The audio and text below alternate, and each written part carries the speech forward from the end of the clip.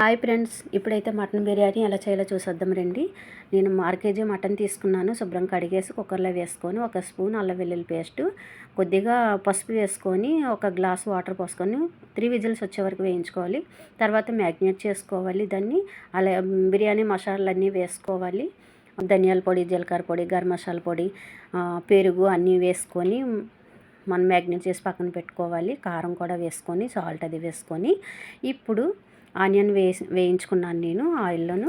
అలాగే ఒక గిన్నె తీసుకొని వాటర్ తీసుకున్నాను నేను. వాటర్లో బిర్యానీ మసాలా అన్నీ కూడా వేసుకొని మనం రాళ్ళుప్పు కూడా వేసుకొని కొద్దిగా ఆయిల్ వేసుకొని మరిగించుకోవాలి. బాగా మరిగాక మనం నానబెట్టుకున్న బాస్మతి రైస్ నేనైతే 1/2 కేజీ తీసుకున్నాను.